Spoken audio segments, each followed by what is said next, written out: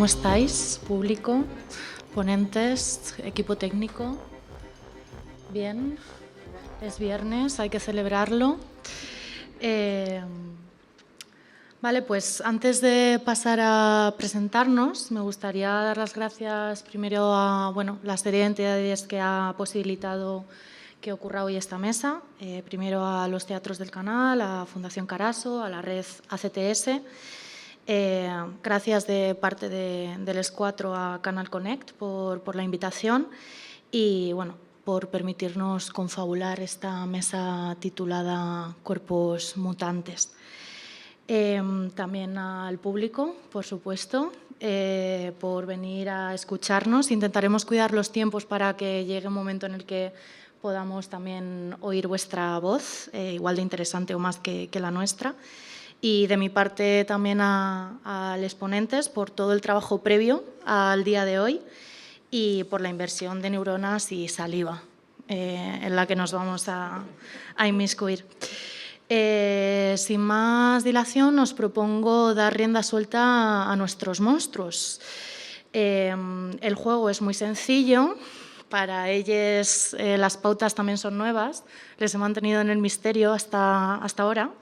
Y básicamente es que quien se sienta representado con el monstruo que esté apareciendo en pantalla empiece a presentarse a través de él.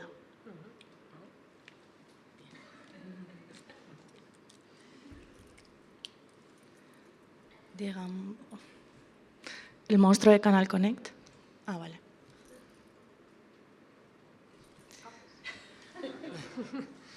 Pues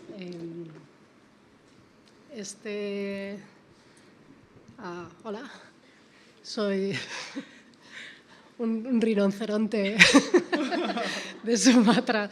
No, hola, yo soy Jara y el monstruo o la monstruosidad que he traído para comenzar así como la conversa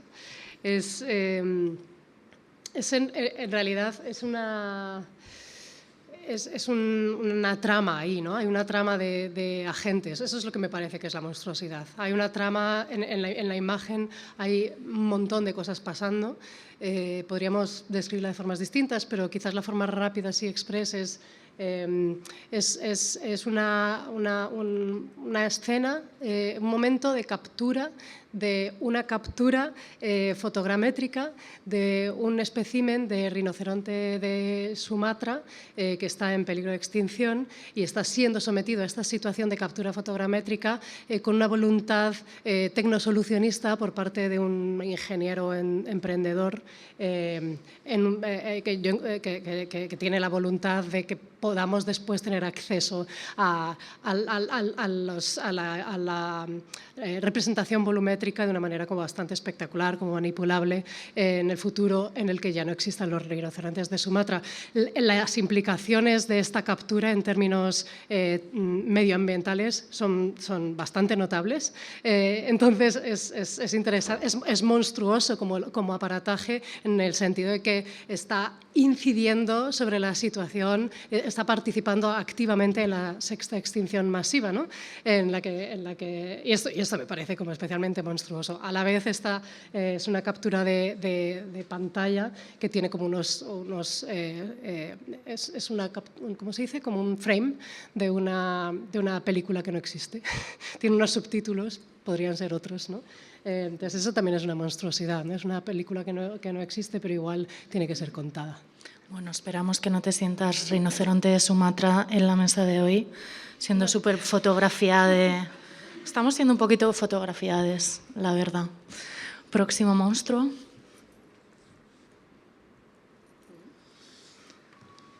Vale, bueno, pues surprise.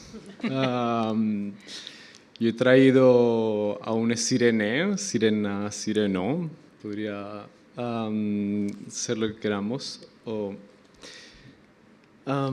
Sí, mi nombre es Manuel de Aguas. He traído esta figura mitológica que, ¿no? Lo tenemos que introducir como un monstruo.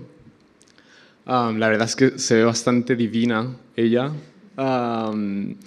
Pero sí, bueno, como la he traído porque desde mi infancia, como persona generación Disney, ya me veis, supongo, la influencia, ¿no? Por la, la fantasía y el imaginario, ¿no? El ir más allá de el descontento casi por la realidad a la que se nos fuerza o se nos plantea ¿no? la que vivimos. Me parece que la Sirenita, siendo como esta figura Disney, me relaciono con esta figura porque es una criatura que quiere explorar fuera de la especie en la que ha nacido. La Sirenita es esta figura, ¿no? que quiere ser humana, ¿no? O sea, vive en el fondo del mar, descubre a los humanos y quiere convertirse en una humana.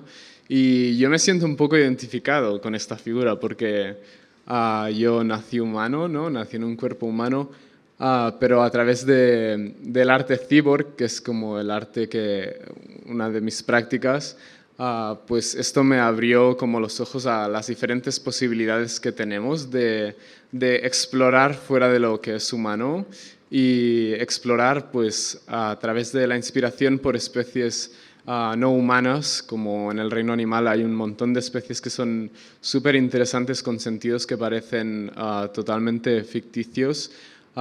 Esto me abrió unas puertas de querer empezar una exploración fuera de lo que se concibe que tendría que ser normal en mi especie. Entonces, bueno, pues por eso he traído a esta figura y sí. Queso por la moneda que decía la María Arnal y la Sirenita, que era lo que cantaba algo así como... Tenía también una canción. Era sí, la María Arnal de los millennials. Claro, total.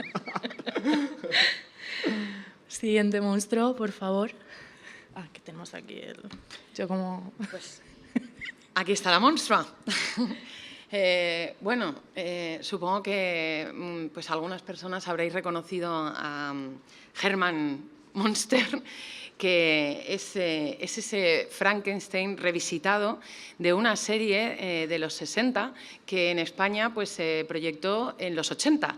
Y pues las personas que veíamos La bola de cristal en los 80, pues no solamente tuvimos acceso a formarnos con los electroduendes, que tienen mucho que ver con la cultura digital y con muchas cuestiones que aquí planteamos, esos electroduendes que decían muerte el capital, apaga la televisión y ponte a leer un libro, y que precisamente planteaban ya unas identidades entre la tecnología y la humanidad. Y ahí salía esta serie. Quería traer el Frankenstein a colación porque, claro, era un Frankenstein muy diferente. El monstruo del Frankenstein que planteaba esta serie era una revisitación del clásico, de ese nuevo mito, ¿no?, que crea Mary Shelley y que, además, con el Frankenstein se inaugura el género de la ciencia ficción. La ciencia ficción nace con esta novela en 1818 y es una novela escrita por una mujer que luego pues, se ha revisitado en numerosas ocasiones de muchas maneras, y en este caso, esta familia lo que representa es la humanización del monstruo. El monstruo ya no es algo abyecto que hay que expulsar de la ciudad, de la sociedad, y tiene que vivir en un lugar que nadie tiene por qué conocer. El monstruo siempre representa... Señores, faltan 3 minutos para que dé comienzo el espectáculo en la Sala Verde. Ahora es cuando teníamos que empezar. Enchapurreado. Ahora enchapurreado. Ahora enchapurreado. Pues ahora damos inicio, ¿no?, a la segunda parte del espectáculo. Bueno, yo pensaba en esta versión del Frankenstein porque cuando yo lo veía yo empatizaba con ese ser donde, bueno, no digamos que representaba, ¿no?, mucha diversidad en cuanto a las cuestiones de género o sexualidad, pero sí en cuanto a la diferencia. ¿Por qué? Porque ya esa diferencia no está expulsada, sino es una diversidad con la que nosotros podemos convivir, pero desde la diferencia, porque es una familia de frikis, de freaks, de monstruos, que sí que conviven con los vecinos, con el colegio, con el lugar en el que habitan, pero siempre, nunca integrándose, digamos, a partir un poco de esa idea que a mí me gusta mucho, que quizá luego puede salir en la mesa, que es ese concepto de Haraway de los otros inapropiados, inapropiables, ¿no?, que siempre están ahí, que no acaban de encajar y que no tienen por qué encajar porque representan precisamente esa diversidad y esa diferencia. Y pues por eso me gustaba este Frankenstein revisitado, ese monstruo humanizado, donde en esa familia además había relaciones entre humanos y no humanos. De hecho, había una humana que, no sé si recordaréis, tenía una relación sentimental con un ser que era como un montón de pelo andante, que no se sabía muy bien qué era, ¿no?, entre otras cuestiones. Por lo tanto, pues me parecía que era una monstruosidad interesante. El círculo se expande en cualquier momento. No pensaba que tuviera que hacer un aviso de contenido sensible en este tipo de sesión, pero efectivamente nos han dicho que esto que hemos oído de fondo va a suceder dentro de 5 minutos y probablemente también a las 8:30 de nuevo, ¿vale? Entonces, bueno, que no nos asustemos. Pues esto es lo bonito que tiene esta dinámica misteriosa, que de repente encuentras hermanos gemelos sin saberlo. A mí la figura de Frankenstein me obsesiona desde mi adolescencia, particularmente desde la primera vez que vi la película de Víctor Erice, El espíritu de la colmena, y de hecho le he dicho a Sara que por favor seleccionara esta imagen porque la niña sale abrazando al monstruo, ¿no?, que no deja de ser un reflejo de sí misma cuando se mira en un momento de la película en el río. Esa obsesión se tradujo este año en un texto Frankenstein, una publicación que trata de algún modo de alterar el lenguaje de la gestión cultural contemporánea. Fue un texto encargado por el Programa Cultura y Ciudadanía del Ministerio de Cultura y enmarcado en uno de los proyectos que codirijo junto a 2 de mis compañeras, que además tengo la suerte de que han venido a apoyarme desde el público. El texto terminaba diciendo algo así. Desde Galaxia... Señoras, señores, el espectáculo va a comenzar en la sala verde. Bueno, está bien la comicidad. Terror cómico, ¿no? Genial. Desde Galaxia trataremos de seguir con el problema, incentivando cruces con otros compañeros quimériques hasta que el ecosistema cultural sea un poco más Frankenstein.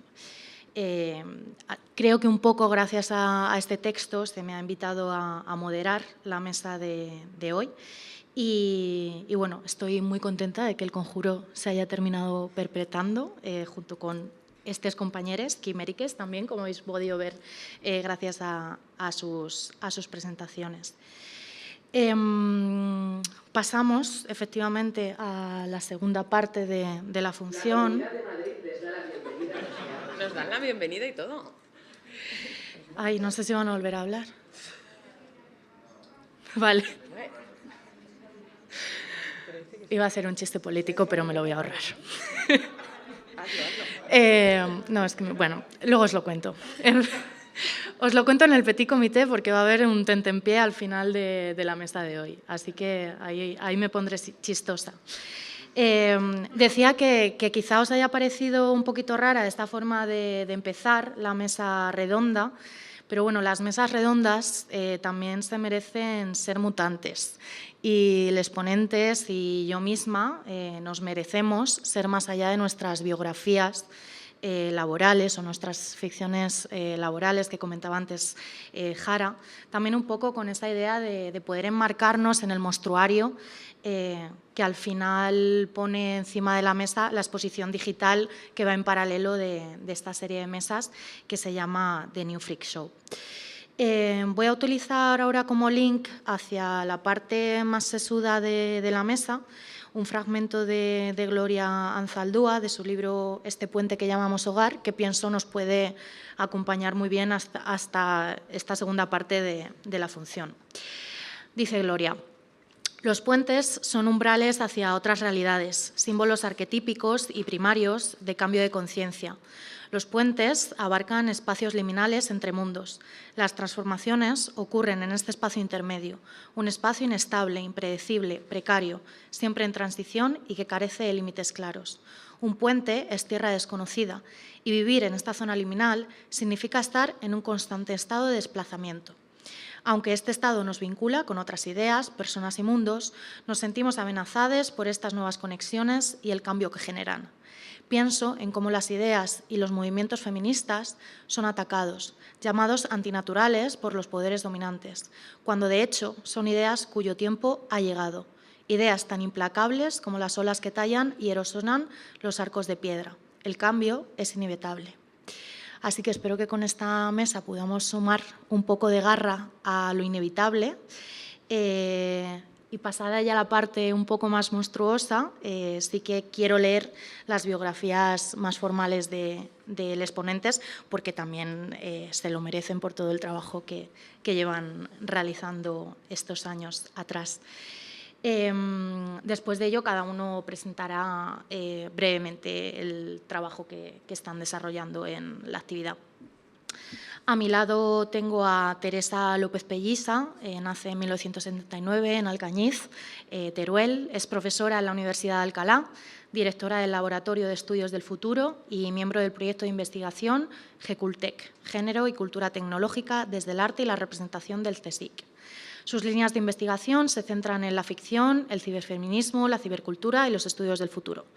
Entre sus publicaciones cabe destacar Historia de la ciencia ficción latinoamericana, volumen 1 y 2, e Historia de la ciencia ficción en la cultura española. Patologías de la realidad virtual, cibercultura y ciencia ficción, ciberfeminismo, de Venus Matrix a Laboria Cubonic, en colaboración con Remedios Zafra, además de las antologías Las Otras, Antología de Mujeres Artificiales, Poshumanas y Distópicas, Antología de Escritoras Españolas de Ciencia Ficción, junto a Lola Robles, e Insólitas, narradoras de lo fantástico en Latinoamérica y España, junto a Ricard Ruiz. Al lado de Teresa está Jara Rocha, nace en Castilla en 1984 y tiende a encontrarse en tareas de escritura, remediación, edición, investigación-acción y comisariado interdependiente. Trabaja a través de las formas situadas y complejas de distribución de lo técnico con una sensibilidad NB, antifa y transfeminista. Sus principales áreas de experimentación tienen que ver con las condiciones semiótico-materiales de posibilidad para unas tecnociencias regenerativas y justas. Es miembro asociado de Institute for Technology in the Public Interest y en 2022 con Fenke Snelting publicó Volumetric Regimes, Material Cultures of Quantified Presence. Desarrolla su práctica pedagógica en EINA, SCAC e IBAN. Fue Fellow 2022 en BAC, Basis World Actuelle Kunst, con la Cell for Digital Discomfort, junto a Cristina Cochior y Cal Mubarak, y en 2023 en Algar y La Virreina con el proyecto LAS, Live as a Service. Vive en Barcelona, donde en 2024 forma parte del equipo curatorial de La Capella y de Contrapanorama en el MACBA, con Nicolás Malebé. Y su programa Naturoculturas son disturbios, se emite erráticamente desde la radio local Dublab. Aquí había enlaces, pero bueno, podéis bichear más en Google. Por último, Manel de Aguas, 1996, Barcelona. Es un artista transespecista y cibor catalán, activista, productor y performer aficado en Berlín, conocido sobre todo por haber desarrollado e instalado unas aletas sensoriales meteorológicas en su cabeza. Las podéis ver. Las aletas le permiten oír la presión atmosférica, la temperatura y la humedad a través de implantes a cada lado de la cabeza. Manel estudió fotografía contemporánea y producción musical en Barcelona y se convirtió en artista residente en la Fundación Cibor en 2017. Más tarde cofundó la Transspecies Society, una asociación que da voz a las personas que no se identifican como 100% humanas y sensibiliza sobre los problemas a los que se enfrentan. La asociación, con sede en Barcelona, ofrecía talleres especializados en el diseño y la creación de nuevos sensoriales. Manel ha compartido su experiencia como artista cibor actuando y hablando en conferencias y festivales en Colombia, Italia, Argentina, Paraguay, República Checa y entre otros países, y hoy en Teatros del Canal. Muchas gracias al estrés. Y después de mi saliva os toca las vuestras. Así que vamos con... ¿Esta no era? Sí, sí. ¿Sí? Sí, sí. Pensaba que era de Jara. Listo. Eso, muchas gracias. Bueno, pues muchísimas gracias por la presentación. Y bueno, pues hemos comentado, ¿no?, que empezaba a hablar yo en este caso. Y esa imagen lo que representa es un imaginario en el que hay hombres, varones, que crean mujeres artificiales para tener una relación sentimental con ellos. ¿Por qué me interesa analizar este tipo de monstruosidades femeninas que aparecen habitualmente en el imaginario científico y tecnológico de la cultura popular? A través de la ciencia ficción. Es el ejemplo, sobre todo, en el que me voy a centrar para hablar hoy, aunque este tipo de representaciones también proliferan, ¿no?, en diferentes ámbitos artísticos, no solo el de la literatura, el cine o las series de ciencia ficción, pero como me voy a referir a la cultura popular y, por tanto, a la cultura de masas, me voy a centrar sobre todo en el cine y no tanto en la literatura, en ese sentido, ya que no es cultura de masas stricto sensu, ¿no? ¿Por qué me interesa la cultura popular y incidir en el imaginario público? Porque es muy importante analizar precisamente cómo se generan esos imaginarios del futuro, porque eso es lo único que nos puede permitir intervenir en el futuro, ¿no? Porque son los que están creando futuros. Pero claro, esos imaginarios clásicos, habituales, tradicionales, en el ámbito de la ciencia ficción occidental, hasta ahora, ¿desde dónde se han imaginado? ¿Quiénes los están imaginando? Porque siempre hay imaginarios que quedan invisibilizados, ¿no? Pero los que vemos, precisamente los que forman parte de la cultura popular, son unos imaginarios hegemónicos con unas características muy peculiares que es importante, ¿no?, pues, poner sobre la mesa o sobre las que pensar. Muchas de estas películas o series de televisión seguramente pues son reconocibles, ¿no?, por muchas de las personas que hoy tenemos entre el público. El ciberfeminismo, como sabéis, pues tiene entre algunos de sus propósitos descolonizar el imaginario científico y tecnológico del patriarcado. Y, por ejemplo, cuando pensamos en la inteligencia artificial y cómo se ha representado, ¿no?, en la literatura, el cine, etcétera, la inteligencia artificial no tiene género. La inteligencia artificial no tiene género, el género es una categoría humana.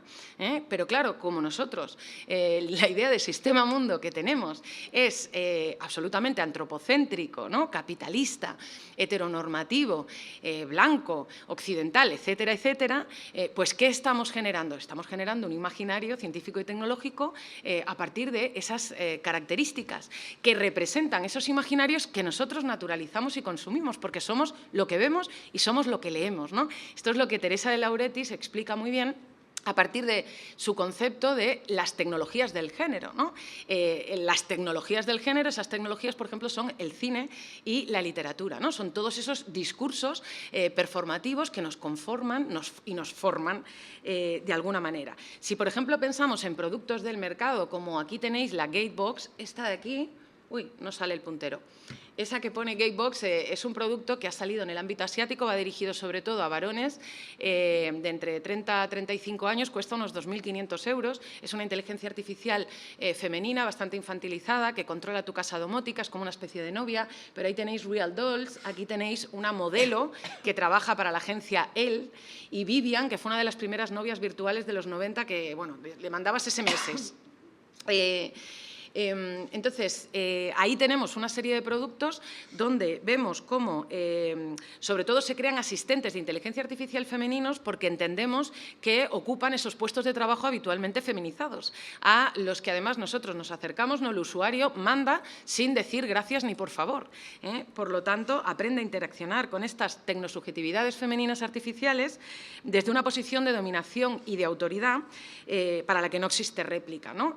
Y si pensamos en la ciencia ficción, en esas tecnologías del género, de la cultura popular, del cine y de la literatura, querría mencionar algunas características generales, porque este tipo de textos los encontramos, cuidado, desde la época grecolatina, pero proliferan sobre todo desde el siglo XIX, que es cuando aparece la ciencia ficción, como decíamos antes, con el Frankenstein de Mary Shelley, y ahí tenemos pues mogollón de cuentos, novelas y sobre todo obras de teatro. Luego llega el cine, llega el cómic, y hoy seguimos teniendo muchas series y películas que constantemente están, digamos, funcionando sobre la misma estructura y los mismos estereotipos. Habitualmente tenemos muñecas tamaño natural, ginoides, muñecas robóticas, virtuales, biogenéticas, etcétera, que ha construido un varón, un hombre con conocimientos en ciencia y tecnología, o una empresa que está controlada por un hombre. La mayoría de estos textos de ciencia ficción también han sido creados por un hombre, son creadores habitualmente los que generan estos imaginarios. Estas digamos, mujeres facticias, estas mujeres artificiales, siempre se comparan con las bellezas de Hollywood, explícitamente. Aparece ahí una comparación con Marilyn Monroe, o según la época del texto, pues con la belleza de la Hollywood del momento. Por lo tanto, entramos dentro también, ¿no?, de un canon de belleza hegemónico muy particular. Se resalta su eterna juventud. Entramos dentro también ahí de una cuestión edadista que se representa, y también se valora su docilidad, porque son programables, manipulables, siempre hay un botón de off, y de hecho da bastante tranquilidad el hecho de que bueno, le suele dar bienestar a estos varones. Es importante que esta relación que se establece habitualmente entre el creador y su criatura, su tecnopater, es un tanto tecnoincestuosa, y siempre se mueve dentro de estos parámetros heteronormativos. Eso no significa que no haya textos que salgan del patrón, ¿ok? Pero esta es la predominancia, o sea, son legión. Esto es lo que, digamos, ha invadido y domina ese imaginario público y que es el que influye en nuestra sociedad dentro de la cultura popular a la que estoy haciendo alusión. Estas representaciones, por tanto, de las mujeres artificiales, este imaginario femenino, científico y tecnológico que se instala dentro de nuestras mentes, forma parte de la cultura de masas, forma parte de la revolución industrial, de la revolución informática, y son mujeres facticias que han sido creadas, manufacturadas en muchos casos, en masa, en cadena, al gusto del consumidor, ¿no? Y aquí, claro, aparece un elemento fundamental que es el del contexto capitalista en el que se enmarca todo esto. Son, por tanto, las encarnaciones más perversas del capitalismo patriarcal, y en la mayoría de estos textos, al final, hay un final en el que se destruye el artefacto femenino junto a su creador, amante, o incluso, bueno, se destruye ese mundo en el que ha sido creada esa mujer artificial. Y ahí, ¿qué pasa? Que se reinstaura, de algún modo, el orden antropocéntrico como cierre de los relatos. No se está, digamos, denunciando o poniendo sobre la mesa la explotación, sumisión y dominación del cuerpo femenino o de esas relaciones absolutamente heteronormativas, ¿no?, dentro de esa tecnoutopía patriarcal. Lo que se está penalizando es la relación entre lo humano y lo no humano. Ahí desaparece totalmente, ¿no?, la problemática en relación a la cuestión de género o de sexualidad que se representa en este tipo de imaginarios. De este modo, sí, ya termino, lo que nos vienen a decir, ¿no?, que los hombres tienen que tener relaciones con mujeres humanas para reforzar esa división heterosexual del trabajo y dentro del ámbito de lo que se espera de nosotros, que es esa reproducción de cuerpos dentro del sistema capitalista institucional. Para cerrar, simplemente decir que este tipo de monstruosidades son monstruosidades hegemónicas y son las que predominan en el imaginario de la cultura popular que vemos todo el tiempo en las plataformas digitales, en los cines y habitualmente en la literatura y el teatro más comercial. Son legión. Y de ahí que bueno, sea necesario, ¿no?, desestabilizar esos imaginarios ideológicos del Estado a partir de otro tipo de monstruosidades que se desvíen de esta norma y que entroncan perfectamente con muchas de las propuestas que traen aquí mis colegas de mesa a continuación. Muchas gracias. Ay, perdón. ¿Vosotros? Sí.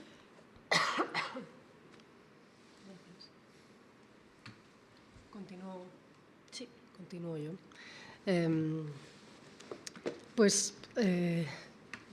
Muchas gracias porque efectivamente hay algunos puntos que creo que voy a tratar como de recuperar ahora a partir de un proyecto concreto. No quiero hablar tanto del proyecto en sí, porque bueno, eso se puede leer quizás en otros momentos. Podéis buscar Possible Bodies, es el título del proyecto, como Cuerpos Posibles, o el libro que resultó de él, que es Volumetric Regimes, regímenes de la volumetría. Aquí solo tengo como es una capturita de un proyecto que resultó de ese proyecto. Quizás así como muy brevemente solo contaros que se trata de una investigación que compartí con Femke Snelting, una camarada de Bruselas, que trató de hacerse la pregunta por los llamados cuerpos, ¿no?, por esa constante y muy activa constitución de lo que se ha venido o lo que se viene llamando cuerpo, ¿no?, como esa ficción política que está viva o más o menos viva, y por eso digo que tiene mucho que ver con los hilos que acaba de lanzar la compañera. Ese es un eje, digamos, como de pregunta. Evidentemente, cuando decimos los llamados cuerpos, como se activa perspectiva, como todo ese imaginario antropocéntrico y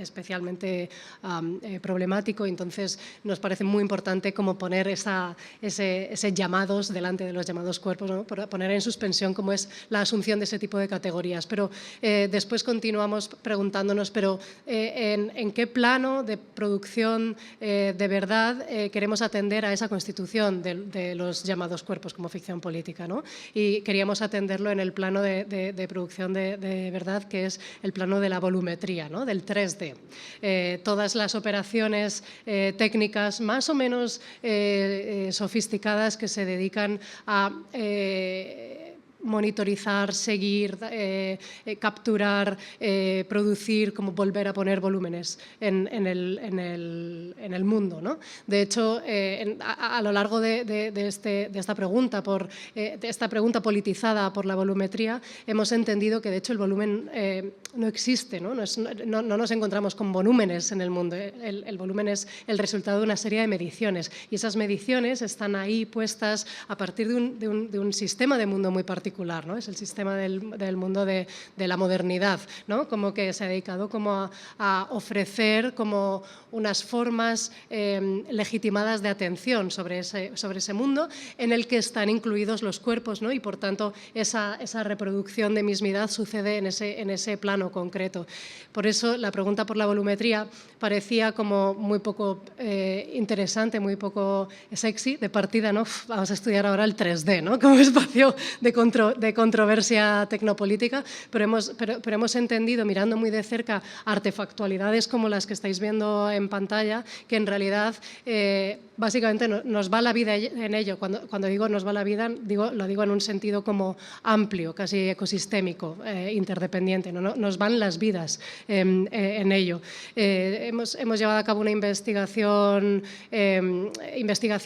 acción desobediente. Cuando decimos investigación-acción es que intentamos encontrar formas de hacer acción directa en las industrias mismas que participan en esa producción de realidad de la que os estoy hablando, ¿no? Entonces, ¿cómo se interpela a una comunidad de desarrollo de software de modelado de humanoides 3D, ¿no? Pues esas son preguntas de investigación que nos hacemos, ¿no? ¿Cómo aprendemos la escritura de ese género de literatura gris que son los bug reports, los reportes de errores, ¿no? Como que parecería que no son un ámbito como de investigación cultural y nosotros hemos identificado que son precisamente formas de intervenir en ámbitos de producción de verdad altamente complejos, saltando por encima de esa imposición de para participar tienes que picar código, ¿no? Tienes que habitar como los lugares asignados a las subjetividades que catalizan normalmente el poder, ¿no? Escribiendo bug reports obligamos de alguna manera a esa comunidad de desarrolladores a leer nuestros peros, nuestras interpelaciones, ¿no?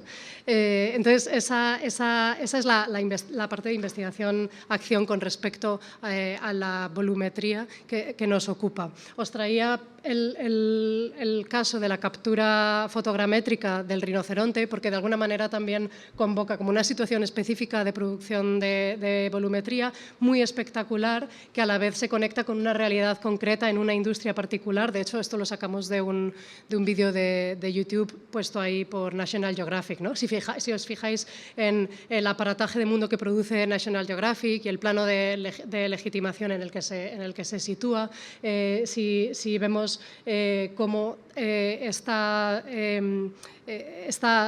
afirmándose esta cuestión de la conservación por medios digitales, que es altamente peligrosa y que es tan frecuente en el régimen de la nube, ¿no? en el que habitamos, ¿no? Esta cosa de la intangibilidad de las relaciones computacionalmente mediadas, ¿no? Como si no tuvieran implicaciones medioambientales, se ven acentuadas muchísimo en el ámbito de la volumetría, porque además hemos necesitado desarrollar le llamamos una figuración, ¿no? Como una figura que nos ayuda a hacer un seguimiento casi narrativo a la atención sobre la volumetría, porque tiene muchas capas, que es el continuum industrial del 3D. Y hemos podido dar seguimiento a los mismos paradigmas de la volumetría, viajando con muchísima agilidad, con demasiada facilidad de una industria a otra, ¿no? Pasando de los deportes a la arquitectura, de la arquitectura al porno, del porno al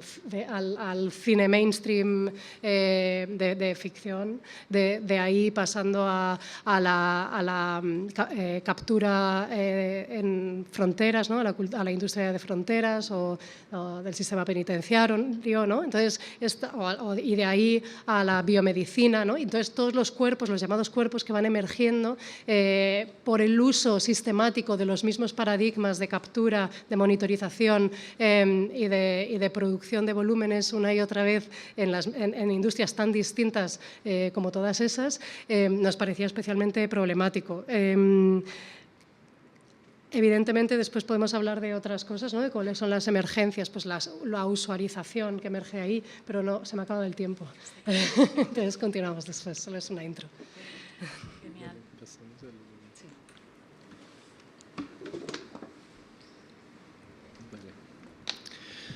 Hola, pues muchas gracias por vuestra intervención. Quería rescatar un poco como el hecho que hemos mencionado de esta tendencia antropocentrista, ¿no? También de la representación de lo digital. Y bueno, yo os traigo hoy el movimiento del arte cyborg, del que soy parte. Digamos que este es un movimiento que yo entiendo como, o participo en él como un acto rebelde hacia el antropocentrismo y hacia esa tendencia de alejarnos de la naturaleza. Realmente es como una forma de practicarlo que parece como un poco contraria, ¿no? A acercarse a la naturaleza. A mí personalmente lo que me interesa, como siento que siempre he estado explorando temas que son de alguna forma híbridos, que parecen como contrarios, como por ejemplo la naturaleza o la tecnología, pero que a través de ellos puedes como generar un tema único, ¿no? Un tercer tema de este y pues hablar de cosas diferentes. Entonces, bueno, el arte cyborg, por definición, es el arte de crear nuevos sentidos y nuevos órganos a través de implantes o adiciones tecnológicas al cuerpo. Es un movimiento que empezó en los 2000 con Neil Harbisson, mayoritariamente, lo vemos aquí en la fotografía. Hablaré de él en un poquito. Y bueno, pues es un arte que en realidad su foco, digamos, está en la exploración del mundo natural, fenómenos naturales a través de la tecnología. Yo particularmente empecé mi proyecto en 2017. Es un proyecto que desde el principio tenía mucho afán o foco por la meteorología, la lluvia en concreto. Cuando conocí el movimiento a través de Neil y de Moon, que es una amiga de la que hablaré ahora también, pues bueno, vi que era un movimiento que era pues eso, explorar la conexión con la naturaleza o el ambiente, el entorno natural a través de adiciones tecnológicas, y para mí la exploración siempre fue dirigida hacia la lluvia, al tiempo meteorológico. Y como veis, bueno, pues el proyecto ha ido pasando por diferentes fases. Al principio era un chip detrás de la nuca que me permitía percibir los cambios en la presión atmosférica a través de vibraciones en las orejas. Después pasó a pulsaciones en el cráneo, que eran como unos petacetas, digamos, o sea, era como unas pulsaciones por segundo, dependiendo de la presión atmosférica, pues era a diferentes velocidades, pero se notaba como petacetas dentro. Y después, más tarde, pues llegaron las aletas, que yo le llamo aletas climáticas, o en inglés weather fins, y sí, es como el proyecto o la versión del órgano, porque yo le llamo órgano, es una parte del cuerpo con la que vivo diariamente. He estado, bueno, ya veis, son 7 años desde que empecé el proyecto, con las aletas ahora ya son casi 5, y es un órgano que incluye 2 implantes. aquí en la foto de abajo también es cuando estuve en Japón haciendo estos implantes. Son implantes transdermales, están entre la piel y el hueso y hacen conexión entre la aleta y el hueso para transmitir sonido. Las aletas me permiten escuchar humedad, temperatura y presión atmosférica a través de sonido por conducción ósea. Es decir, es sonido que viaja a través del hueso, que no necesita del aire para ser transmitido, sino que viaja a través del hueso y se siente como un sonido dentro de la cabeza. El concepto detrás del proyecto era percibir la atmósfera como si fuera un mar en el que estoy inmerso. Quería transformar o diseñar la forma en la que tengo de percibir mi experiencia en la atmósfera. De eso va el arte cyborg también, ¿no? Diseñar tu experiencia de la realidad en cuanto al entorno, sin inventarte nada. O sea, yo no me estoy, ¿no?, inventando que la presión está subiendo o la humedad está subiendo, sino es algo que está pasando, pero yo estoy creando un lenguaje que me permite conectarme o percibir el entorno de una forma que yo he diseñado, pero sin inventarme lo que está pasando. Entonces, en esta misma dirección existen diferentes artistas, mayoritariamente en Barcelona. Está Neil Harbison, que es quien empezó a liar el cotarro con esta antena en su cabeza que le permite percibir la luz a través del sonido, los colores, de infrarrojos a ultravioletas, es decir, más allá del espectro visible humano. Neil también tiene internet en la cabeza, lo que le permite conectarse a otros satélites que tienen cámaras o sensores lumínicos para también percibir los colores de otras partes del planeta o incluso fuera del planeta. Moon Rivas estuvo creando unos implantes conectados a sismógrafos online. Cada vez que había un terremoto en la Tierra, estos sismógrafos enviaban una señal a los pies de Moon y dependiendo de la intensidad del terremoto era la intensidad de la vibración. Ella es coreógrafa, así que hace piezas de danza en relación a esto.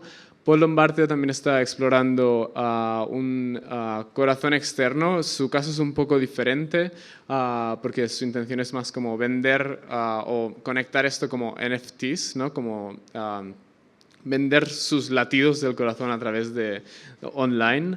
Lo está explorando ahora mismo. Y después está Kyle Andre, que también creó este primer prototipo y ahora tiene unos implantes también que le permiten percibir a través de sonido la presencia de rayos cósmicos. Rayos cósmicos es la radiación, radiación espacial que viene de fuera. Está continuamente cayendo en el planeta y este sentido le permite percibir esto a través de sonido. Después está Aira Sanz, que también está explorando ahora mismo la creación de un sentido para conectarse a las puestas de sol o la presencia del sol, donde la posición del sol a diario, ¿no? Como conectarse a esto. Lo está escribiendo como el sentido de la muerte porque se quiere conectar o quiere hacer más presente la experiencia de que el tiempo está pasando. Así que es como sentido de la muerte, como él está describiendo, para ser más consciente de que el tiempo está pasando. Todos estos también tienen un punto muy poético, ¿no? O sea, hay muchas personas que nos preguntan ¿cuál es la practicidad de esto? Bueno, la experiencia, esta es la practicidad. Yo en mi caso digo que soy cyborg por finalidades poéticas, porque en realidad mi intención no es predecir el tiempo ni saber cuándo va a llover, simplemente hacer la experiencia de que la atmósfera como elemento invisible está aún más presente y que la humedad o el agua, que es un elemento que me interesa en particular, pues está más presente y hacerlo más presente en mi percepción. Está aquí. Gracias. Perfecto, pues hay muchos monstruos sin corazón y con mucho dinero, así que no me parece un mal nicho de mercado para explorar. Luego nos contará el público qué piensa, pero bueno, creo que sí que hemos logrado esto que introducía un poco, ¿no? De sumar garra al cambio o a desbocar la realidad.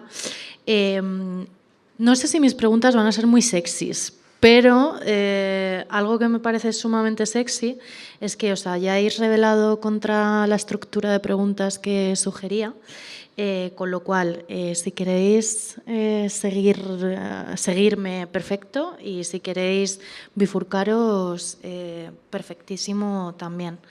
Si os parece, inicio lanzándole, por recapitular, una pregunta a Teresa y también, igual que la introducción, voy a utilizar una serie de referencias bibliográficas también para, bueno, pues para enmarcar las preguntas, ¿no?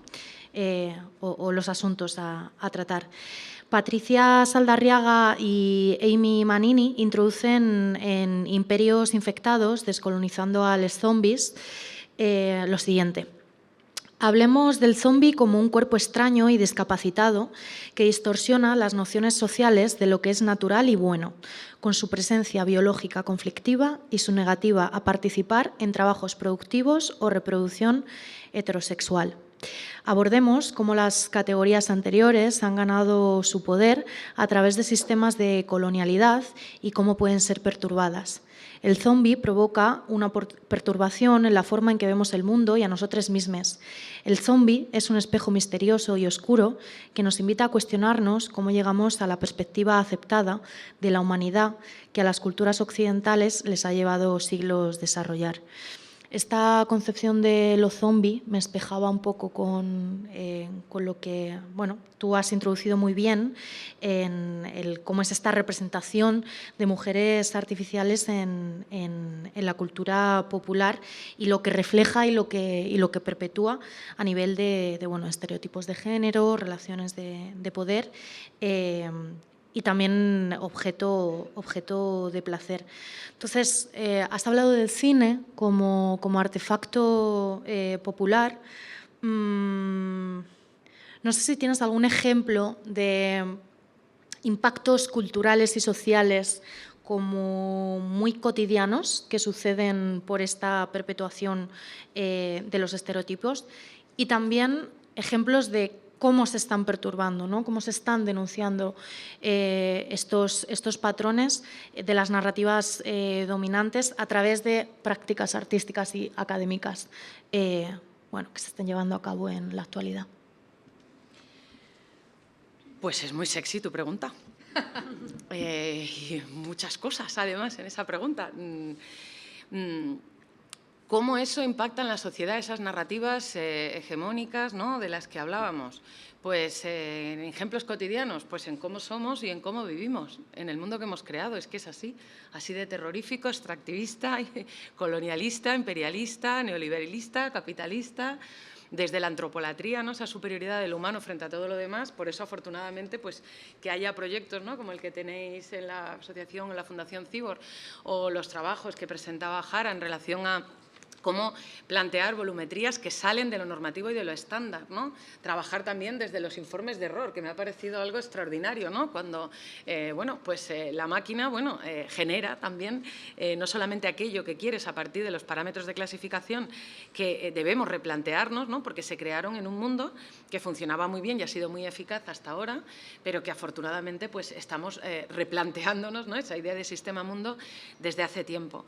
Desde las narrativas ficcionales contemporáneas, cómo se intenta salir, ¿no?, para plantear esas otras alternativas y subjetividades que salgan de esos volúmenes estandarizados o normativos, que nos planteen otra nueva relación con la naturaleza, ¿no? Una cosa que me parecía interesantísima del trabajo de Manel es precisamente cómo acercar lo humano a la naturaleza a través de la tecnología, ¿no?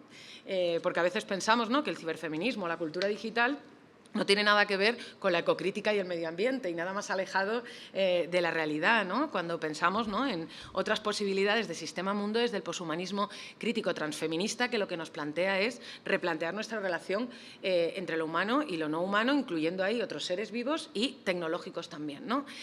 La ciencia ficción, por volver a recuperar ejemplos desde la ciencia ficción, por supuesto desde el campo artístico, desde el afrofuturismo, tenéis el manifiesto afrofuturista mundano, donde se plantean esa posibilidad de trabajar con imaginarios que creen, ¿no?, que inventen, que proyecten esas otras realidades fuera de ese ámbito imperialista, capitalista, blanco y heteropatriarcal. pero también desde el futurismo andino, replanteando sobre todo, ¿no?, esas posiciones colonialistas occidentales, ¿no?, con trabajos como los de la Constanza Piña, por ejemplo, en Latinoamérica, ¿no?, con instalaciones artísticas desde el ámbito de la cultura tecnológica. Y en la ciencia ficción, por ejemplo, son sobre todo las autoras las que han planteado esas alternativas y posibilidades de futuros otros. Claro, introducías el tema del zombi. El zombi es un monstruo complejo, porque si pensamos en cómo han sido... Bueno, no todos son divertidos, claro, aquí siempre tenemos mucho, ¿no?, cómo han sido esos monstruos modernos creados durante la modernidad y cómo se revisitan desde la posmodernidad, ¿no? Porque, claro, como el Frankenstein ha sido revisitado, Drácula también, ¿no? Y el zombi, fíjate que su origen, que además ha sido apropiado, ¿no?, desde la cultura occidental, porque tiene un origen haitiano, que además es el de controlar a un ser, por lo tanto el zombi se domina. Y cuando precisamente a través, ¿no?, de toda esa exportación de personas que se secuestran y esclavizan desde África hacia esa diáspora que se hizo en la colonización hacia América, pues Romero, ¿no?, y con el cine es el que populariza esa figura que representa sobre todo a los consumidores en la época capitalista y cómo vamos todos hacia el centro comercial sin pensar, ¿no? Es interesante ver cómo la posmodernidad sí que ha revisitado al zombi, que ya no se genera desde la magia, sino desde la ciencia ficción con un virus, ¿no? Como hoy son las empresas las que controlan ese virus que genera monstruosidades y que muchas son hegemónicas. Con el zombi, pienso en Resident Evil, por ejemplo, si pensamos en lo mainstream, pero también en el Drácula, el vampiro, etcétera. ¿Pero dónde están las alternativas? Pues las alternativas están en las narrativas feministas y están en las creadoras que tanto desde el ámbito de la cultura digital están planteando, ¿no?, esos futuros que mencionaba al principio, como desde la ciencia ficción. Tenemos a clásicas del ámbito anglosajón, como serían, por ejemplo, desde la época de los 70, pues Ursula K. Le Guin, Octavia Butler, etcétera, que nos plantean mundos otros, ¿no? De ahí bebe, por ejemplo, el xenofeminismo del mundo de Octavia Butler, de xenogénesis, donde se convive y se tienen relaciones y se reproduce la especie en fusión entre humanos y otros seres que no son humanos, ¿no? Ahí tenemos esos otros imaginarios que, digamos, han cuerizado y descolonizado y presentado también alternativas raciales, ¿no?, a ese imaginario blanco occidental, y vienen, por ejemplo, pues de autoras afrodescendientes como Octavia Butler o desde narrativas feministas como las de Margaret Atwood, Ursula K. Le Guin, etcétera, que están en los 70 en Estados Unidos porque están ahí en el pleno fervor de la segunda ola feminista. En el ámbito hispánico, que a mí me interesa mucho porque creo que también hay que descolonizar el imaginario futurista que tenemos, que es absolutamente anglosajón, hay que descolonizarlo del ámbito anglosajón porque desde el ámbito hispánico y desde el sur global también se está inventando y creando el futuro.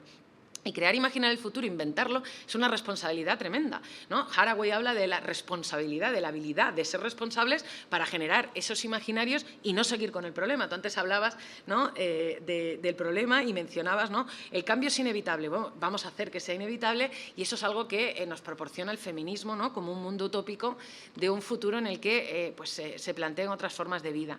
En el ámbito hispánico también se crean todas esas posibilidades donde se ha cuerizado la inteligencia artificial y ya no tiene género, donde la tecnología precisamente nos acerca a la naturaleza y nos plantean otras alternativas de seres tecnológicos, de seres artificiales y de sociedades, ¿no? Y ahí tenemos pues textos como los de Nieves Delgado o, por ejemplo, de autoras queer como Lola Robles, si pensamos en España, ¿no?, pero Teresa Mira Rojas es una autora queer argentina, por ejemplo,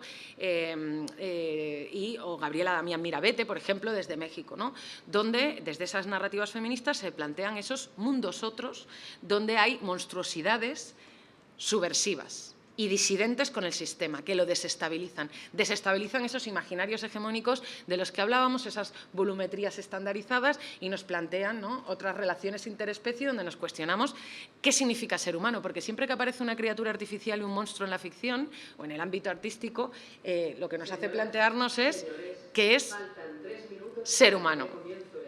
Y ahí acabo. Bueno, has empezado... que seguimos en inglés. Es que la sala roja... Hay que quitar también el mundo anglosajón del cosito.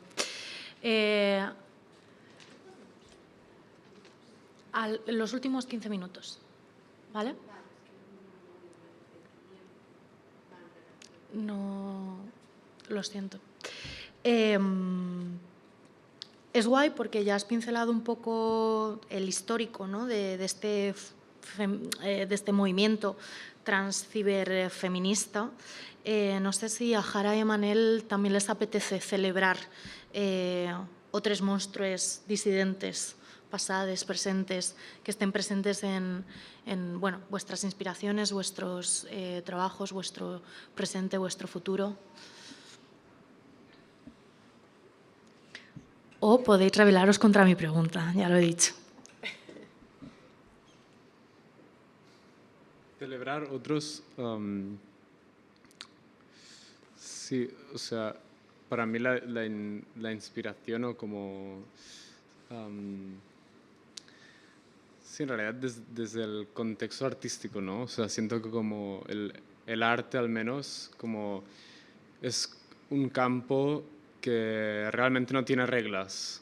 Entonces esto como permite, ¿no? Como cuestionar y abrir como pues la beta a diferentes realidades que en realidad, o sea, venimos como muy alimentados por la ciencia ficción, ¿no? Y como todas estas monstruosidades, pero siento que sí, y que al final todo esto son representaciones, ¿no? Artísticas como relacionadas con la realidad, ¿no? Que se basan en la realidad, pero que al final la realidad se acaba basando en la fantasía o no, o en esta ciencia ficción. Entonces como este círculo que se acaba de cerrar o como este ciclo que es continuo, se retroalimenta solo.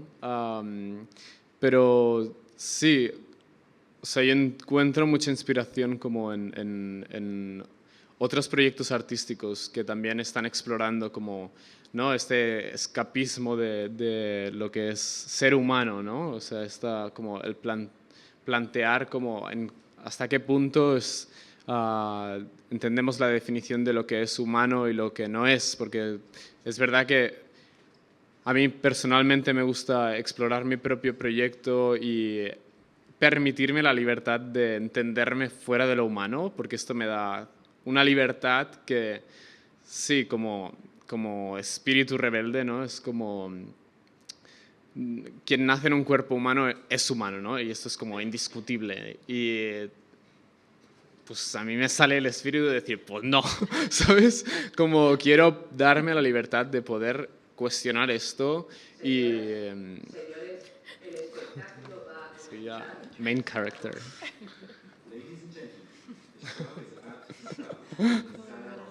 Es el último, nos dicen. Sí, bueno. No, nada, y eso, como el darse la libertad, diciendo como que a través del arte hay una amiga, se llama Agnes Question Mark, también explora mucho a través de la transformación a través del arte y también con mucho foco en las especies marinas, como creando, por ejemplo, performance de estar como 30 días en un cuerpo de un pulpo, por ejemplo, y tipo por 30 días está tipo en esa posición, en ese nuevo cuerpo, ¿no? Y es como la transformación de la mente y tu entendimiento a través de la práctica, ¿no? Que al final yo también siento que al final la identidad también es performativa, ¿no? Porque como yo con el tiempo, ¿no?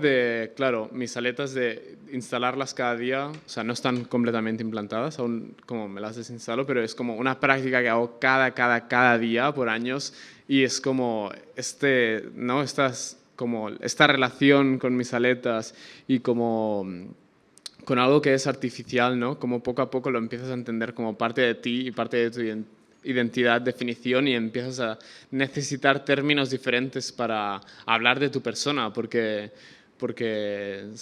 ya no cuadra con las ideas que personalmente tenía o enmarco dentro de lo humano, ¿no? Entonces siento que el arte pues te permite espíritu rebelde de saltarse la norma y de que nada es imposible.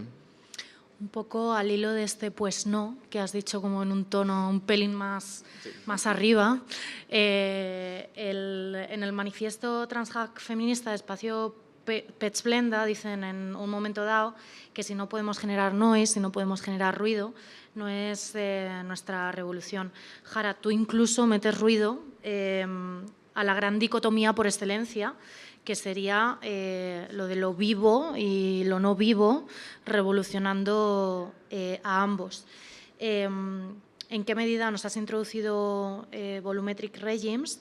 ¿En qué medida las prácticas de este proyecto desafían también las categorías humanistas tradicionales, un poco también ante las que se revela Manel? Y también qué expansiones y qué hipervínculos está generando como esta subversión. Qué guay. Gracias por la pregunta. ¿Más preguntas sexys? Sí, o sea, clarísimamente hay un paquete ahí, ¿no? Como el proyecto moderno es como un paquetito, como de categorías, ¿no? Con las que habitar la complejidad, ¿no? Entonces, una es la de especie, que sin duda, ¿no? Como esa cosa de la taxonomización de todo lo que estaba colocado dentro de esa zona como del reino animal, ¿no? O del reino vegetal, distintas especies, distintos reinos, familias, ¿no? Como toda esa taxonomía, pero también lo que sucede es que tiene una atenta y rígida como categorización o clasificación de la realidad a base de enrijecer la linealidad del tiempo, ¿no? Entonces, la linealidad del tiempo se impone a través de como todas las artefactualidades como de encuentro con la complejidad del entorno más o menos inmediato.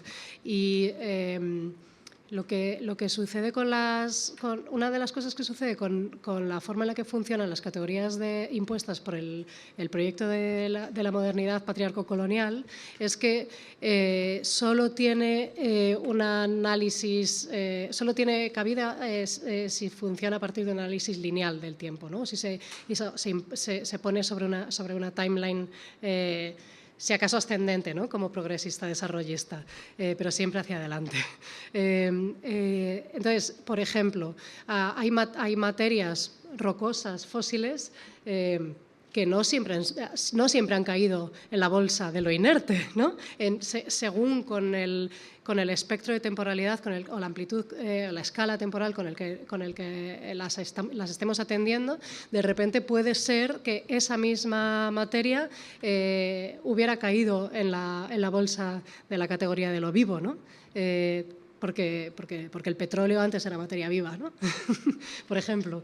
Entonces, me interesan esos casos tan mundanos, ¿no? tan específicos, en los que nos podemos en realidad como desmontar la modernidad desde el cotidiano, desde el presente. Y para mí, o para nosotros, porque siempre es un trabajo así como en banda, esas son las tecnociencias transfeministas, ¿no? Y de hecho decimos transfeministas con no lo escucháis, pero con un asterisco entre trans y feministas, ¿no? Porque ese asterisco en realidad es como una forma tipográfica de tener el curso rápido del discurso para ver de qué manera se están intersectando las formas de distribución de poder en cada situación de estas específicas, ¿no? Porque si no decimos las tecnociencias transfeministas son interseccionales y continuamos adelante, ¿no? Y es muy importante como detenernos para ver cuál es la intersección específica, porque evidentemente hay un reparto de poderes y de privilegios y de opresiones que es diferente en cada situación y es importante que nos podamos hacer cargo desde la praxis misma de las tecnociencias de cuál es la intersección en cada caso, ¿no? Y cómo se está dando ese reparto de opresiones y privilegios y por qué, ¿no? Y pasar tiempo con esa pregunta. Todo esto con respecto al asterisco, ¿no? Pero bueno, quizás ese es un monstruo tipográfico que nos es muy útil, ¿no? Para llevar a cabo esta praxis en el cotidiano, en lo mundano, pues poniéndonos el asterisco de vez en cuando, ¿no? Para suspender un poco el curso como de los acontecimientos, eso que en las que se ha llamado la dependencia del rumbo, ¿no? La reproducción de la mismidad por no parar a ver como cuáles son las formas de mundo que se están reproduciendo, ¿no? Esa dependencia del rumbo. También hay otra categoría que me parece quizás importante mencionar, que es la de la unicidad, ¿no? Esa cosa del uno. Ya no es solo como el ántropos, sino el uno, ese yo, ¿no? Ese sujeto moderno como que cataliza como todas esas capacidades o no las cataliza o no le alcanzan, ¿no? Esa producción también de las representaciones en torno a esa unicidad, ¿no? Antes, en la imagen que he traído, estaba en el medio estaba Durero con su dispositivo de perspectiva, ¿no? Como que también es como otra estrella de la modernidad. Con la invención de una proyección muy particular que en realidad es un artilugio como altamente complejo, como que requiere de un sujeto estático con un ojo cerrado, porque en realidad, o con un solo ojo, porque en realidad si no sucede el paralaje y ya no puedes como mirar al mundo con esa certeza, ¿no? Como que proyecta esa visión con una voluntad posesiva, de hecho, ¿no? Como que está separado de ella, ¿no? Hay como todas esas operaciones en la imagen de Durero con su dispositivo de perspectiva, como que ya están prototipando como el mundo que en la contemporaneidad se ha venido o se continúa acentuando, ¿no? Con una alta sofisticación de la mediación computacional, ¿no? Imaginaos eso reproducido a la velocidad del turbocapitalismo. O sea, esa es la contemporaneidad con la que convivimos y en la que convivimos también, ¿no? Es como esa actitud. Otro monstruito podría ser de potencia y de disidencia, podría ser una imagen que tengo siempre como guardada, que es a ver, ¿cómo os lo explico? Un volumen de extremidades amontonadas que capturé en una pantalla cuando habíamos intentado animar a un humanoide de Make Human, que es un software de modelado 3D de humanoides, a partir de los metadatos, con unos metadatos de motion capture, de movimiento de captura de movimiento, que tenían asignadas el género opuesto al que tenía asignado en los metadatos el humanoide. O sea, ponerle un movimiento masculino a un humanoide con metadatos asignados femeninos, ¿no? El software fue incapaz de animar eso y, de hecho, se desprendió incluso de normas básicas del espacio virtual, que son como la verticalidad o la gravedad, ¿no? Cosas de las que nunca se desprende porque están en la base de la computación de esos espacios virtuales. Se desmoronó, o sea, no podía reproducir la pluma. Y la incapacidad de la pluma me pareció como una situación tan monstruosa que la capturamos en la pantalla. La tenemos ahí guardada, un día os la enseño si queréis. En otra mesa. Ocasión, sí. Pues os iba a preguntar un poco al hilo de otro de los proyectos de Jara, Queering Damage, que habla de desobediencia responsable, con H intercalada también, que es como una suerte de metodología para sostener el daño.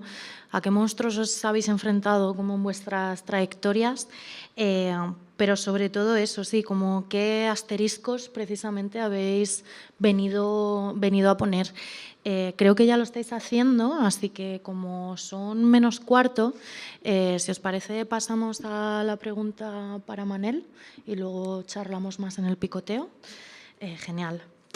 Pues vengo con otra referencia, como no podría ser de otro modo, y en este caso desde Pluriversidad Nómada, compuesto por una diversidad estupenda de entes, dicen en su publicación titulada La dimensión material de las nubes, que viene muy al hilo de la lluvia, que el librito también es un espacio para preguntarnos qué pasa con este terreno de moda reciente donde se vincula arte, ciencia, tecnología y sociedad de forma superflua, como poniendo una palabra detrás de otra, siempre en el mismo orden y sin casi nada de contexto. Igual que este librito es un espacio, Manel. ¿Cómo está siendo el viaje de que tu cuerpo sea un contexto artístico y cibernético?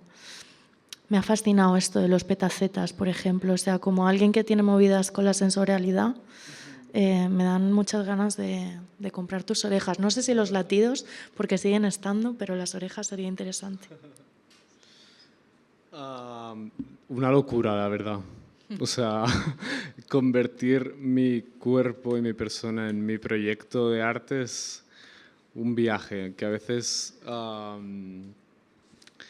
sí, o sea, ¿no? Como te planteas muchas cosas en el viaje, pero desde luego que, pues sí, muy interesante. O sea, me parece...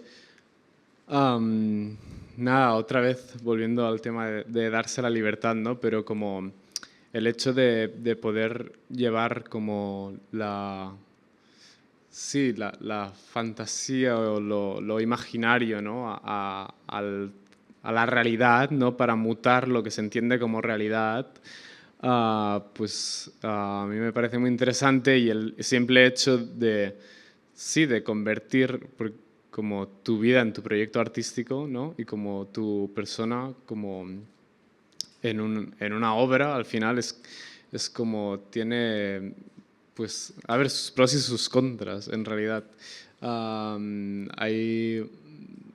Sí, justamente estoy en un momento ahora mismo, como llevaba como unas semanas, ¿no? Que estoy como planteando como empezar un nuevo capítulo de mi proyecto, porque realmente, pues, sí, mi cometido en vivir mi proyecto de forma diaria, ¿no? Tipo los 365 días del año, tipo cada día es como... Bueno, que sí, es un cometido artístico y que te transforma en tu persona, entonces empiezas como a no saber si lo que estás haciendo es un proyecto de arte o es simplemente tu vida. O sea, no, o sea, porque lo es todo a la vez.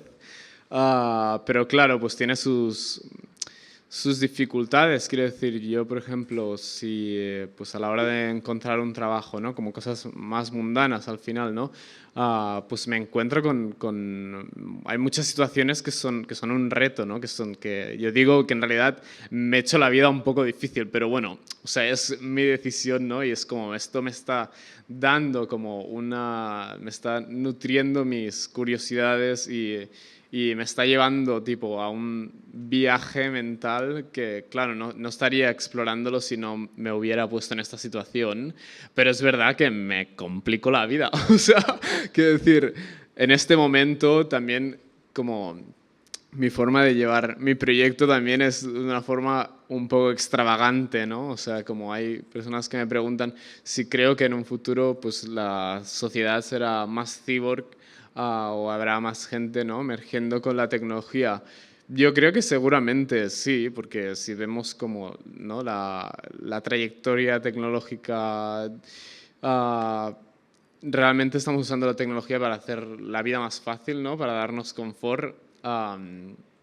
Yo en mi caso, o sea, creo que cuando apliquemos la tecnología al cuerpo será de una forma más invisible, seguramente. Creo que el arte cyborg siempre va a quedar... Bueno, no se sabe, ¿no? Pero como algo más en un marco pues, experimental y artístico, ¿no? Pero bueno, si más no, a mí me gusta pensar que habrá un futuro para cada persona, ¿no? O sea, no existe un futuro solo, existen muchos futuros y sí, espero que todos tengamos la libertad de crear el nuestro propio y imaginárnoslo y experimentarlo. Muy buen statement, pues para que veáis que efectivamente os tenemos deferencia. En estos últimos 10 minutillos vamos a pasar un poco de las acciones metafóricas a las plausibles, al menos en este contexto, lugar, tiempo. Y hay 10 minutillos reservados para un par de preguntas del público. Esta persona de aquí creo que tenía una pregunta y prisa, además, con lo cual, si la quieres lanzar adelante. Y si queréis, recogemos 2 preguntas y las respondemos.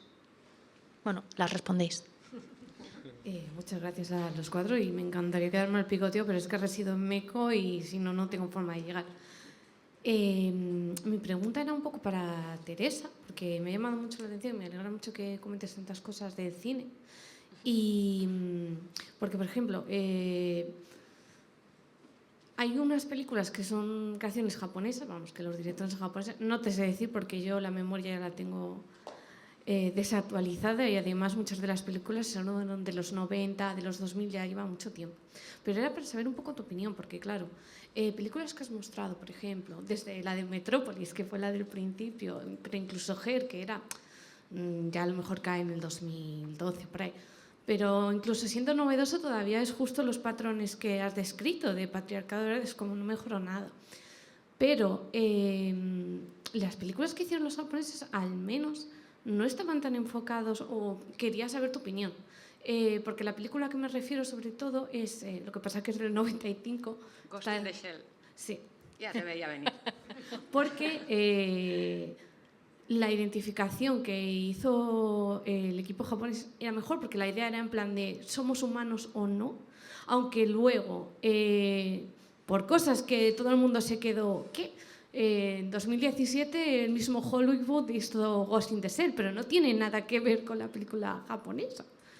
Y luego hay otras 2 películas que son del 2000, que no sé si las conoces, son muy raritas también.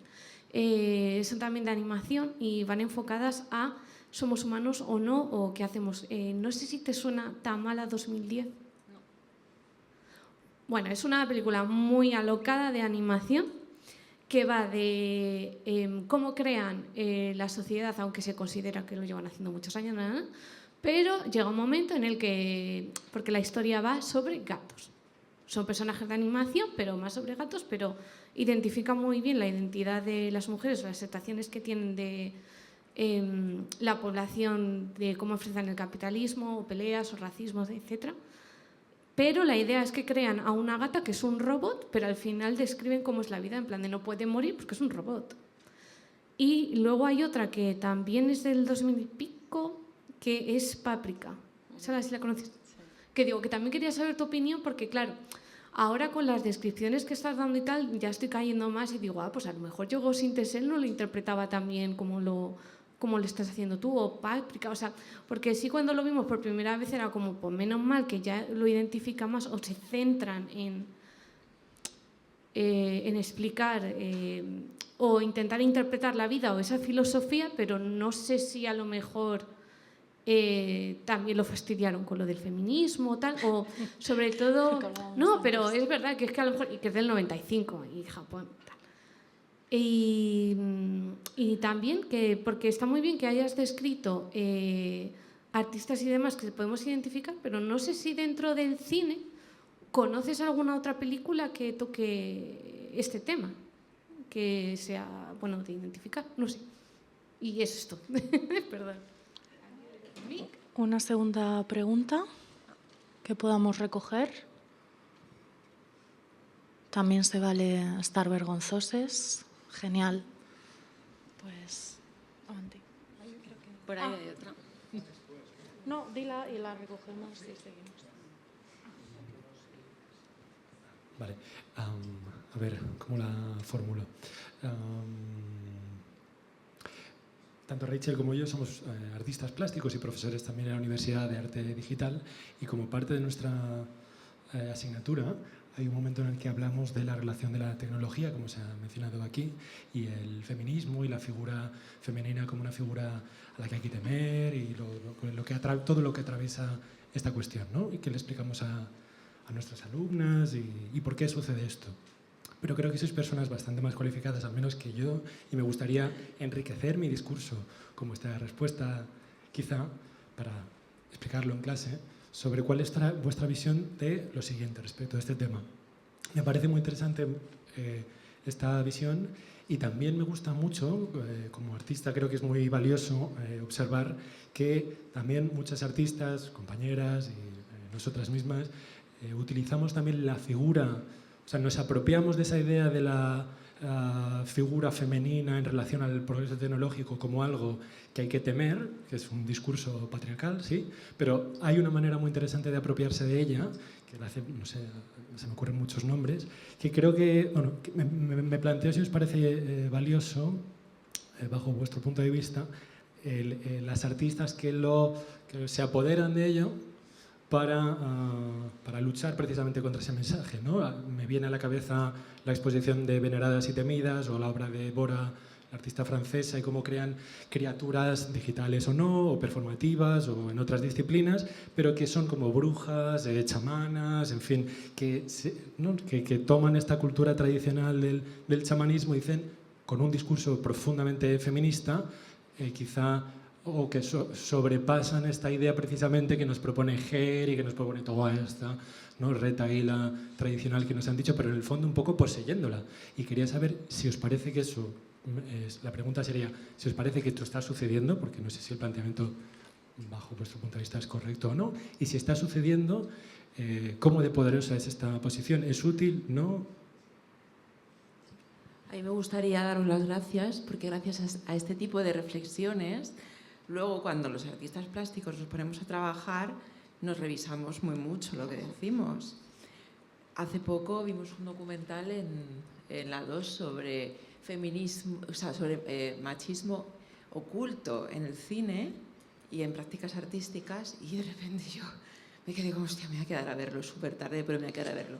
Y me hizo revisar toda la obra que hacemos de videoarte, no vaya a ser que la estemos súper cagando. Entonces os quiero dar las gracias porque gracias a este tipo de mesas redondas y que nos sentemos artistas a escucharos, después tomamos nota para no caer de manera inconsciente en estos errores que yo misma puedo caer. Pues eso. Teresa, si quieres responder a la primera pregunta. Bueno, muchísimas gracias por las preguntas, por las inquietudes, por compartir. Ghost in the Shell, pues seguramente una de las grandes, ¿no?, películas de la ciencia ficción, y donde además ese imaginario científico y tecnológico tenía una reflexión filosófica muy potente, ¿no? Fue una película súper premiada que estaba basada además en un cómic, era todo un cómic, pero no solamente hay una peli, ¿no?, que es la 1, sobre todo a la que tú remites, sino que luego hay una versión 2 y una 3. Fijaros que en la versión 2 sale Donna Haraway como personaje.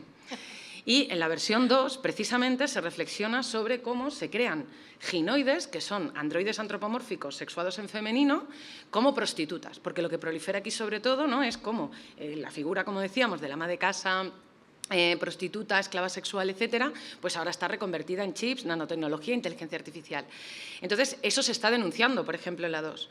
Ghost in the Shell es interesante porque nos hace reflexionar desde el poshumanismo crítico, desde mi punto de vista, desde el poshumanismo crítico, pero no con perspectiva transfeminista, con asterisco incluido. Esto del asterisco me ha apasionado, o sea, y es verdad que necesita uno parar, ¿no?, porque decimos muy rápido interseccional, pero ¿qué se está interseccionando aquí?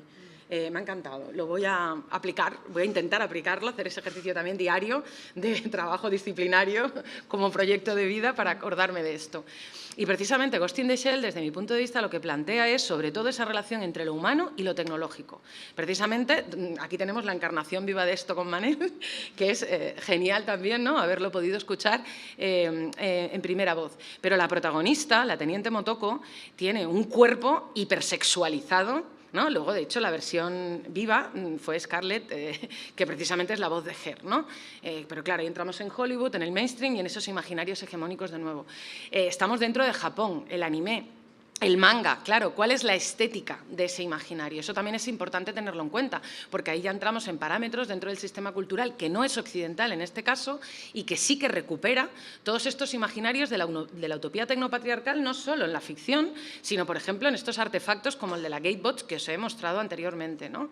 Entonces, claro, una cosa son los cuerpos que protagonizan Ghost in the Shell, porque es una ficción corporizada, donde tenemos unos personajes muy caracterizados físicamente hablando, cuando hablábamos antes de los cuerpos, como algo importante analizar, qué representan esos cuerpos. La película no se centra tanto, ¿no?, luego en cuestiones relacionadas con la sexualidad, pero esos cuerpos tienen un género muy marcado. ¿Qué pasa? Que luego la Teniente Motoko es un cyborg, porque estamos hablando un poco como Neil Harbisson de personas que tienen un cerebro humano pero un cuerpo artificial y por lo tanto están conectadas, ¿no? Y ella acaba fusionándose con una inteligencia artificial. Por lo tanto, nos plantea algo que los transhumanistas, no siento haber sacado el término al final, ponen sobre la mesa, que es esa posibilidad de trascender los límites humanos y mejorar y perfeccionar nuestras capacidades. Eso no tiene nada que ver con la propuesta del cyborg de Donna Haraway y de cómo repensarnos como seres artificiales, porque la cultura es algo artificial, ¿no? Y hemos hablado de tecnologías del género como el cine, la literatura, etcétera, que nos performan, ¿no? O como diferentes intervenciones que tienen que ver también con ese imaginario que ha desarrollado, por ejemplo, el biopunk, o el ciberpunk, donde aparecen todas estas monstruosidades hacia un futuro hacia el que vamos a tender, ¿no? Porque ya estamos muy interseccionados por lo tecnológico. Entonces, Ghost in the Shell es muy interesante, a mí me encanta esa película, pongo varios fragmentos porque sobre todo lo que nos hace es preguntarnos qué significa ser humano. Es como la canción de Bernal que tú mencionabas, ¿qué sopor la humanidad? O sea, si esto es ser humano, que sopor la humanidad, y en el vídeo musical, que es una maravilla, lo que sale es un freak show como el de la exposición que nos ha traído hoy aquí a todas estas mesas, con un montón de identidades monstruosas, ¿no? Está la mujer barbuda, la sirena, una serie de seres del imaginario, ¿no?, tradicional y cultural, que se plantean precisamente qué es esto de ser humano, ¿no? Que, bueno, pues es que a lo mejor esa es la clave de todo esto, es que hasta ahora lo que significaba ser humano era una categoría establecida, como decía Jara, ¿no?, en la modernidad a partir de una idea del sujeto cartesiano. Yo también veo ahí a Durero muy claramente, ¿no? Y todo lo que no entraba dentro de esa categoría del humano, que dentro del humano tampoco entraban las mujeres. Ni tampoco entraba lo que no fuera blanco, ni tampoco entraba... O sea, ¿qué era ser humano? Pues ser humano era, bueno, es un poco la idea esta, ¿no?, que explica Rosy Braidotti en su libro sobre lo poshumano, se representa desde el punto de vista artístico con el hombre de Vitruvio, de Leonardo da Vinci, un hombre occidental, europeo, blanco, heterosexual, etcétera, etcétera, ¿no? Entonces, claro, todo lo que no entra dentro de esa categoría es no humano. Bueno, pues yo tampoco quiero ser humana. Viva el poshumanismo en ese sentido, ¿no? Y no sé si los demás quieren decir algo, luego seguimos hablando sobre las otras cuestiones. Sí. Podéis darle. Sí. A mí sí me apetecía compartir algo. Sí. Quizás más con respecto a la segunda intervención, aunque con respecto a la primera hay una de Shuli Chang, que no sé si habéis visto, una peli que se llama Iku, en la que se disuelve esto de la unicidad del cuerpo y del sujeto, como que se disuelve, ¿no? Y como que lleva como muy al extremo que supone como esa práctica de la sexualización cuando el cuerpo en realidad igual solo es como un cúmulo de datos, pero que además es como intervenible desde según qué estructuras industriales, IQ. Y luego tiene un juego que se llama Uki.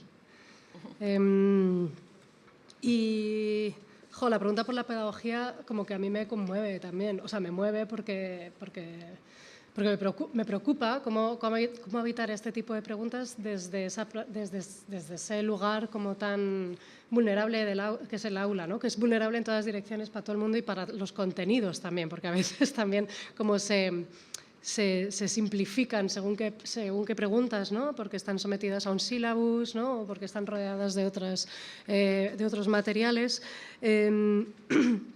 Pero quizás diría que para trabajar pedagógicamente las tecnociencias transfeministas y sus representaciones es fundamental como desplazarlas del género, ¿no? Como que la pregunta por los feminismos no ponga en el centro al género de nuevo, porque ahí justo se cuelan un montón de asunciones de las que nos estaban preocupando, ¿no? Que decíais, que por eso digo que me ha conmovido la forma en la que lo traíais.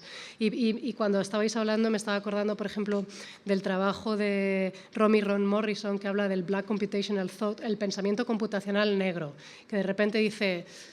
Claro, es que desde las tecnociencias transfeministas o quizás desde otras futuridades, de hecho, Romy habla de una forma en inglés que es that which should have had to happen, lo que debería haber tenido que pasar, como algo, como una especie de futuro condicional perfecto o algo así, que es como lo que debería haber, o sea, lo que debería haber tenido que pasar, ¿no? ¿Cómo nos organizamos para hablar de lo que debería haber tenido, para hacer una futuridad que no sea la típica proyección utópica, ¿no? Y como otra vez la linealidad temporal, ¿no? Sino como cuáles son las formas de mundo. Y entonces habla del pensamiento computacional negro como lo que debería haber tenido que pasar, y lo trae a partir de un poema de June Jordan.